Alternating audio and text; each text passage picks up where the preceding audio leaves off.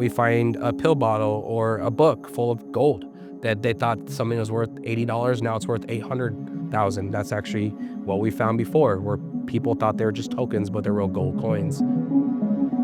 I got into this through a totally random route that most people wouldn't anticipate, but it was early on when I was doing my master's of theology. And I was really concerned with like the practical issues that I saw in my life that I didn't like. And so I didn't like all the wars. I didn't like the income inequality. I didn't like that for a lot of young people, young men especially, it just felt like we're inheriting a world where we just don't have much of a future.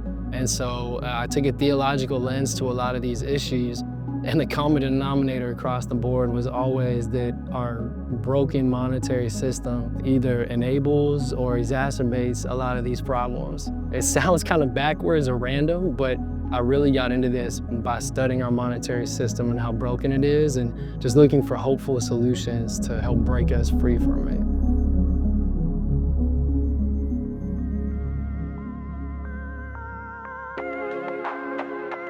I had another friend that said that, hey, you know a lot, you should actually create a business with this. You can actually buy a little bit here and sell it on the internet. I go, how do you do that? Oh, go to Instagram, create a profile, then just start buying things for like $1 less than we can sell. So I started doing that, and I started selling like a $2 piece of silver, and I made $1 from that. And then I started having some traction, met some good mentors, met some good people. The website on Instagram really kind of helped me build that clientele from different people around the country. So I met a gentleman named John Drummy. He was the former owner of the Seattle Coin Shop. I was able to buy the shop from him in 2023.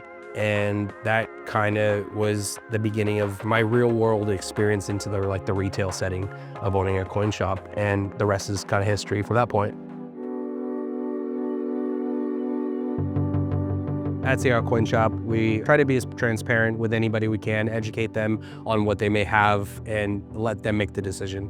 We really just like to see what comes in from like coins, jewelry, flatware. Our main focus is just allowing ourselves to make sure we know what they have from a value standpoint, but also not giving them information that's not warranted or wanted. We like to kind of keep it simple, no pressure. We're just learning as much as they are as well, but we are the expert in that field. So as I started studying out monetary history, I just realized what an anomaly it is in our monetary system today. So for 5,000 years, gold and silver have been money, and there's never been a fiat currency to this scale. And fiat currency has nothing backing it, no value whatsoever. I've always wanted a job where I could really help people, and so it just felt like this perfect blend of being able to not only educate people on the monetary system through our business, but also help them to be equipped to fight against it, to resist, to start to opt out.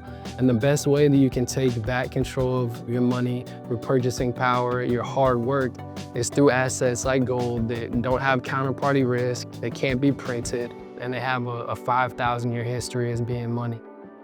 I mean, there's so many reasons why this work matters to me. I get to work with my best friend. He really is that, and I trust him. You know, we come from way different backgrounds, but we see so much of the world similarly. And so to be able to pursue, you know, this entrepreneurial project with him is the biggest blessing I could ask for. It just so happens that it's also in a space that I love.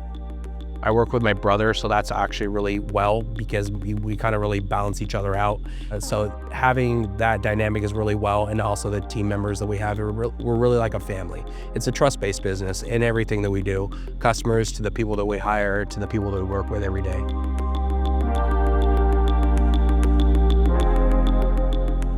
The intention was always to expand in some kind of way, to allow ourselves to kind of have more of a presence in any area that we may be in, and that kind of led us to Atlanta. I just fell in love with it. I fell in love with the people, the areas, and everything's just kind of been lining up really well for just expanding the business, expanding my family, expanding my friendships, and it just kind of felt right to really just kind of go out there and do it.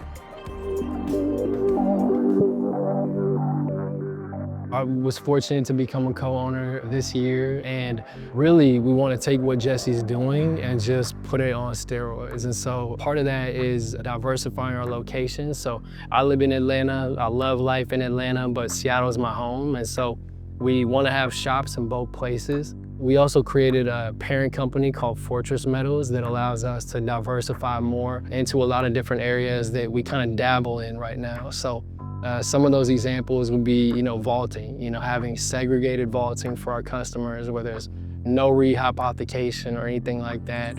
We would love to expand possibly in the number of metals that we recycle. So right now we recycle gold, silver, platinum, palladium, copper, and rhodium. There's also getting more into the estate side of things, being able to help people out from the end-to-end process, when they're going through those estate transitions.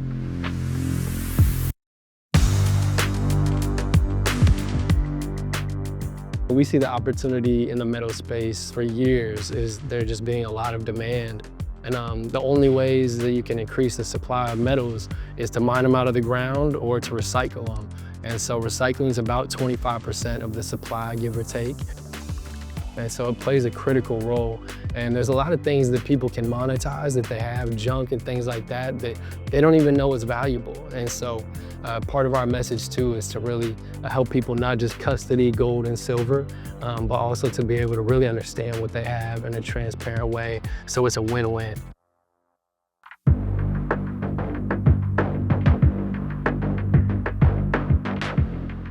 I just want to always focus on not just a good customer experience, but just customer transparency and just education. That includes educating the guys that I work with and the people that I work with, just making sure I'm not ever stopping. Like all this stuff, it's not going anywhere. It's always going to be around in some kind of shape or form. That's how we see it. Just being as transparent as we can and open to change.